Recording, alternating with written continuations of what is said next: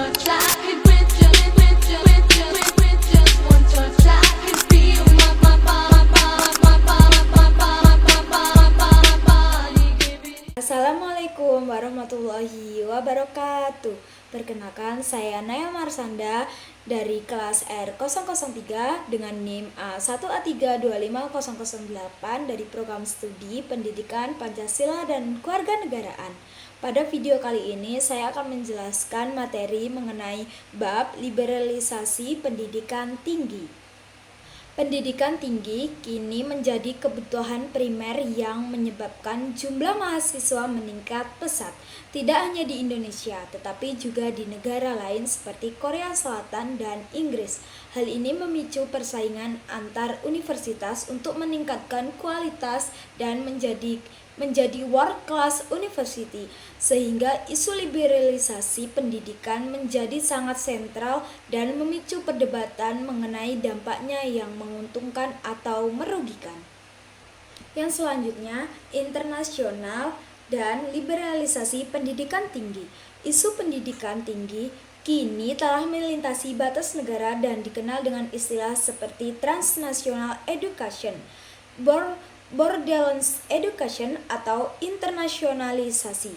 Hal ini didorong oleh masuknya pendidikan tinggi ke dalam perdagangan jasa melalui GATS atau WTO, serta rekomendasi dari Bank Dunia yang menekankan diverifikasi institusi, pendanaan, dan peran pemerintah. Akibatnya, lembaga swasta semakin berperan aktif dan menciptakan persaingan, sehingga muncul konsep world class university yang harus memenuhi standar internasional yang ketat. Namun, upaya ini membutuhkan biaya besar dan cenderung mengurangi peran pemerintah yang pada akhirnya mempersulit akses pendidikan bagi masyarakat berpenghasilan rendah dan memicu banyak kritik. Yang kedua, ada kritik liberalisasi pendidikan tinggi. Liberalisasi pendidikan tinggi menuai banyak kritik, terutama karena dianggap membuat biaya semakin mahal dan mempersempit akses masyarakat. Hal ini berkaitan erat dengan GATS atau WTO yang memasukkan pendidikan sebagai sektor jasa yang dapat diperdagangkan. Padahal pendidikan dianggap sebagai hak dan kebutuhan dasar manusia, bukan sekedar komoditas. Yang ketiga, ada ancaman terhadap pendidikan publik. Liberalisasi pendidikan tinggi menuai banyak kritik, terutama karena dianggap membuat biaya semakin mahal dan mempersempit akses masyarakat. GATS dianggap sebagai ancaman karena memperlakukan pendidikan sebagai komoditas yang dapat diperdagangkan, yang berpotensi dieksploitasi secara komersial. Aturan ini dinilai belum lengkap dan tidak memberdayakan fungsi sosial, pendidikan dengan sekedar jasa, serta cenderung menguntungkan negara maju. Meskipun GATS mengakui banyak hak-hak untuk mengatur kebijakan nasional, namun pengaruhnya dinilai kecil dibandingkan kewajiban perdagangan. Oleh karena itu diperlukan aturan yang lebih lengkap dan komprehensif agar dapat mengakomodasikan seluruh fungsi pendidikan serta meminimalisirkan dampak negatifnya. Yang selanjutnya yaitu reaksi masyarakat di beberapa negeri.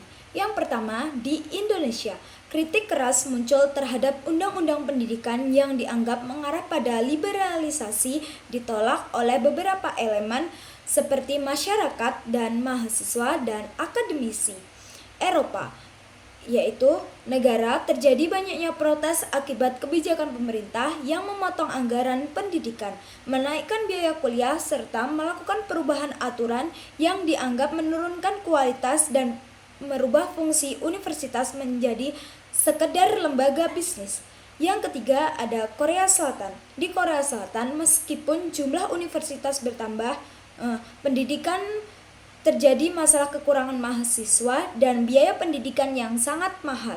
Pemberian otonomi dan penerapan mekanisme pasar juga menuai kritik karena dikhawatirkan menurunkan kualitas serta membuat pendidikan menjadi komersial. Yang keempat ada Amerika Latin. Pendidikan swasta dianggap terlalu mahal dan kualitasnya seringkali di bawah standar. Hal ini memicu aksi demonstrasi sebesar-besaran yang menuntut adanya pendidikan tinggi yang berkualitas, dapat diakses secara luas dan bebas dari kepentingan komersial. Yang selanjutnya yaitu signifikan isu liberalisasi pendidikan tinggi.